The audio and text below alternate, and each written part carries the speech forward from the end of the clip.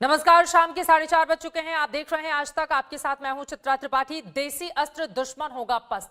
जी हां, चीन से जारी तनातनी के बीच भारत ने बड़ा कदम उठाया है। आत्मनिर्भर भारत अभियान के तहत रक्षा मंत्री राजनाथ सिंह ने रक्षा वस्तुओं का उत्पादन बढ़ाने के लिए 101 उपकरणों के आयात पर रोक लगाने का ऐलान किया है। ये उपकरण अब भारत खुद बनाएगा, यानी देसी हथियार से अब भारत चीन को सबक सिखाएगा।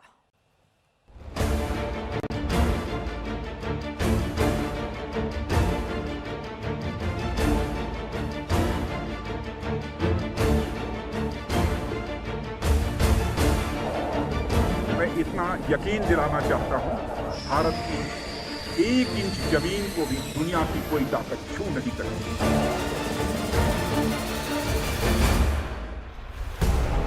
आज हैरान होगा चीन, सदमे में होगा पाकिस्तान। दुश्मनों से अब देसी हथियारों से निपटेगा हिंदुस्तान। देसी मिसाइलों से करेंगे दुश्मनों के दांत खट्टे। हम अशांति नहीं चाहते, हम शांति चाहते। हमारा चरित्र रहा है कि हमने दुनिया के किसी भी देश के स्वाभिमान पर चोट पहुंचाने की कभी कोशिश नहीं की। लेकिन यह भी मैं कह देना चाहता हूं 2 टूक शब्दों में, यदि कोई दुनिया की ताकत हमारे स्वाभिमान पर चोट पहुंचाने की कोशिश करेगी तो उसे किसी भी सूरत में हम बर्दाश्त नहीं करेंगे। उसका हम मुंहतोड़ जवाब देने के लिए भी तैयार रहेंगे। पिछले दिनों ही लद्दाख में चीन की सीमा के करीब जाकर रक्षा मंत्री राजनाथ सिंह ने लगाई थी हुंकार। रक्षा मंत्री ने कहा था कि भारत के खिलाफ साजिश रचने से सावधान हो जाएं दुश्मन। इसके कुछ ही दिनों बाद हिंदुस्तान के आसमान पर उस हवाई ताकतवर योद्धा की एंट्री हुई जिसे देखकर दुश्मन के पसीने छूट जाएं। जी हां, फ्रांस से आए 5 राफेल विमान। इन अहम घटनाक्रमों के बीच आज रक्षा मंत्री ने एक बड़ा ऐलान कर करोड़ों भारतीयों का सीना गर्व से चौड़ा कर दिया। रक्षा मंत्री राजनाथ सिंह ने ट्वीट कर ऐलान किया कि रक्षा वस्तुओं का उत्पादन बढ़ाने के लिए 101 उपकरणों के आयात पर रोक लगाई जाएगी, यानी ये उपकरण अब भारत में ही बनेंगे। ये फैसला आत्मनिर्भर भारत पहल के तहत हुआ है।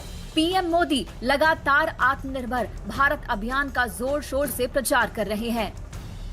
जब हम भटके हैं, विनाश के रास्ते खुले हैं। हमें सबके साथ से, सबके विश्वास से सबका विकास करना है। अपने परिश्रम, अपनी संकल्प शक्ति से एक आत्मविश्वासी और आत्मनिर्भर भारत का निर्माण करना है। आयात बंद करने के लिए जिन 101 वस्तुओं को चिन्हित किया गया है, उनमें बड़ी बंदूकों से लेकर मिसाइल तक शामिल है। जरा रक्षा मंत्री के ऐलान की बड़ी बातों को समझिए। 101 रक्षा उपकरण खुद भारत बनाएगा। तोपों, राइफल, परिवहन जहाज भारत में बनेंगे। एडवांस राडार समेत कई अहम हथियार खुद बनाएंगे। इन हथियारों के आयात पर लगेगी रोक। सोनार सिस्टम, युद्धक वाहन भारत में बनेंगे। डिफेंस के लिए 52,000 करोड़ का फंड जारी। भारतीय कंपनियों को मिलेंगे 4 लाख करोड़ के ऑर्डर। मेक इन इंडिया और मेक ऑप्शन जो है वो सही ऑप्शन है, और जो आज राजनाथ सिंह जी ने ट्वीट किया है वो बहुत सही दिशा है। काश हम ये दिशा पे 1947 के बाद तुरंत दौड़ना शुरू कर देते। मैं कहना चाहता हूं कि जब लार्सन एंड टूब्रो होवित्जर बना सकता है, जब टाटाज मिलिट्री इक्विपमेंट बना सकते हैं, तो क्यों नहीं इनको जिम्मेदारी दी जाती है? क्यों नहीं हमारे बाकी भी कंपनीज हैं जो सक्षम है, जिन्होंने मिलिट्री इक्विपमेंट सप्लाई किया है इंडियन आर्मी को, आर्म फोर्सेस को, क्यों नहीं उनको मौका दिया जाता है? भारत LAC पर चीन के तिगड़मों में उलझा हुआ है। इसके बाद भी इतना बड़ा कदम दर्शाता है कि रक्षा के क्षेत्र में भारत की बुनियाद कितनी मजबूत है। आयात पर रोक लगाने की प्रक्रिया 2020 से 2024 के बीच पूरी की जाएगी। जानकारी के मुताबिक इस सूची में आगे भी कुछ चीजें जोड़ सकते हैं। घरेलू स्तर पर इन रक्षा उपकरणों के उत्पादन की समय सीमा सुनिश्चित करने के लिए भी कदम उठाए जाएंगे। भारत हथियार आयात करने वाले दुनिया के सबसे बड़े देशों में शामिल है। 2015 से 2019 के बीच विदेशों से हथियार आयात करने के मामले में भारत का नंबर सऊदी अरब के बाद दूसरा था। हथियार आयात करने में दुनिया भर में भारत की हिस्सेदारी 9.2 की है। इन आंकड़ों से साफ है कि हथियार की जरूरतों को पूरा करने में भारत काफी हद तक दूसरे देशों पर निर्भर है। अब सरकार की कोशिश इस निर्भरता को कम करने की है। साथ ही इसके पीछे देसी रक्षा उद्योग को हर चुनौतियों के लिए तैयार करना भी है। सरकार के प्रोत्साहन से घरेलू रक्षा कंपनियों का उत्साह बढ़ेगा और वो उन तमाम सामानों को खुद बना सकेंगी जिन्हें अब तक बाहर से मंगाया जाता था। जब हम खुद सामान बना लेंगे तो हमारी तकनीकी दक्षता में भी निखार आएगा और इससे हम रक्षा उपकरणों में विशेषज्ञता की तरफ बढ़ जाएंगे। कुल मिलाकर ये देसी रक्षा कंपनियों में जान फूंकने का कदम है। यहाँ जानना जरूरी है कि बेशक भारत रक्षा उपकरणों के आयात में काफी आगे है, लेकिन भारत में बने रक्षा उपकरणों की बाहर काफी मांग है। पिछले 2 साल में भारत का डिफेंस एक्सपोर्ट 700% बढ़ा है। सेना, नौसेना, वायुसेना के अलावा DRDO, डिफेंस PSU और ऑर्डिनेंस फैक्ट्री बोर्ड के साथ लंबे विचार विमर्श के बाद सरकार ने इतना बड़ा कदम बढ़ाया है। उपमहाद्वीप के हालातों को देखते हुए ये बड़ा फैसला है। एक तरफ पाकिस्तान रोजाना आतंकी साजिश रचने में व्यस्त है। चीन LAC पर भू माफिया की तरह तिगड़म लगाकर खुश है। दूसरी तरफ हिंदुस्तान है जो इन दोनों संकटों से पार पाते हुए गौरव के नित नए कदम बढ़ा रहा है। अभिषेक भल्ला के साथ मनजीत नेगी, दिल्ली आज तक। ये चीन के लिए सीधी सीधी चेतावनी है। आ रहा है देसी हथियार। चीन पिछले कुछ महीनों से लगातार भारत के लिए तनाव का सबब बना हुआ है। गलवान में मुंहतोड़ जवाब देने के बावजूद चीनी सैनिक LAC पर कई इलाकों में मौजूद हैं। इन्हीं में शामिल है देपसांग का इलाका। कल सैन्य स्तर की बातचीत में भारत ने एक बार फिर कह दिया कि चीन 5 मई से पहले वाली स्थिति बहाल करे। गलवान घाटी में 15 जून की रात भारत और चीन के सैनिकों के बीच जिस तरह की झड़प हुई वो भुलाए नहीं भूलती। उस रात चीनी सैनिकों ने धोखे से भारतीय फौज पर हमला किया और बदले में भारत के वीर जवानों ने ड्रैगन को चखाया था उसकी गुस्ताखी का मजा। 55 दिन बाद भी गलवान में हुई हिंसक झड़प की यादें ताजा हैं, क्योंकि चीन अपनी गुस्ताखियों से बाज नहीं आ रहा। गलवान के बाद चीनी सैनिक पेंगोंग लेक में डट गए और अब वही हरकत देपसांग में भी जारी है।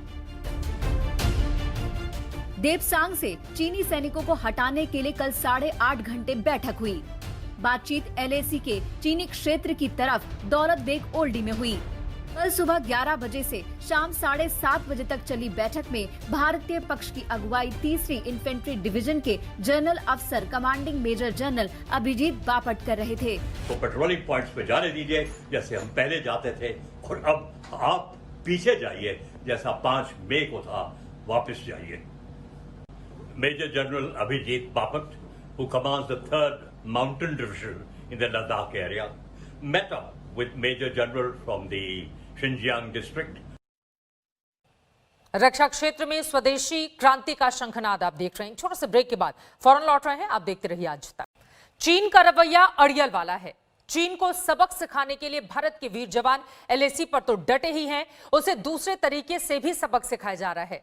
आज confederation of all India traders ने चीन भारत छोड़ो अभियान की शुरुआत कर दी है।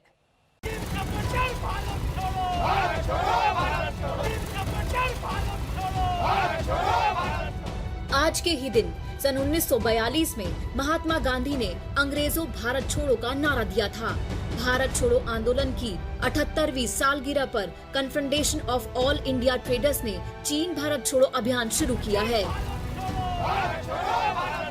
Confederation of all India traders से जुड़े कारोबारियों ने दिल्ली में इस अभियान की शुरुआत की। देश में करीब 600 शहरों में इस अभियान को शुरू किया गया है,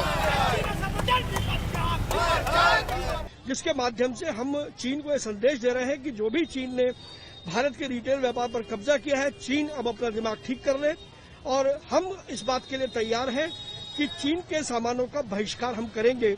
और ऐसा भारत के लोगों ने राखी के मौके पर करके दिखा दिया कि जब चीन को हमने 4000 करोड़ की राखियों के व्यापार का नुकसान पहुंचाया है। आने वाले समय में दिवाली तक के जितने भी त्योहार हैं वो सारे त्योहार भारतीय रूप से मनेंगे और उसमें एक भी चीनी सामान शामिल नहीं होगा।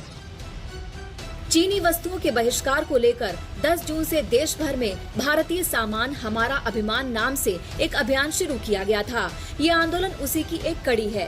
Confrontation of all India traders ने चीन के 30 और ऐप बैन करने की मांग की है। इसके साथ साथ हमने सरकार से ये कहा है कि 59 ऐप सरकार ने चीन की बंद की है। अभी 30 ऐप और बाकी है, उनको बंद करना चाहिए। चीन से जो सामान इंपोर्ट होता है उसके ऊपर इंपोर्ट ड्यूटी में वृद्धि होनी चाहिए। एंटी डंपिंग ड्यूटी की जहां आवश्यकता है वहां पर एंटी डंपिंग ड्यूटी लगाई जाए। गलवान में चीन की गुस्ताखी के बाद भारत ने ड्रैगन को सबक सिखाने के लिए कई कदम उठाए थे। के तहत टिकटॉक समेत चीन के 59 ऐप बैन कर दिए गए थे। यही नहीं, MTNL और BSNL 4G नेटवर्क के लिए चीनी कलपुर्जे का इस्तेमाल नहीं करने का ऐलान किया गया। साथ ही रेलवे ने 471 करोड़ रुपए का सिग्नलिंग प्रोजेक्ट करार भी रद्द कर दिया। सुशांत मेहरा, दिल्ली आज तक। एक छोटे से ब्रेक के बाद हम फौरन लौट रहे हैं। शाम 5 बजे दंगल मेरे साथ आप जरूर देखिएगा। देखते रहिए आज तक। नमस्कार, मैं हूं अंजना ओम कश्यप। हमें उम्मीद है ये वीडियो आपको पसंद आया होगा।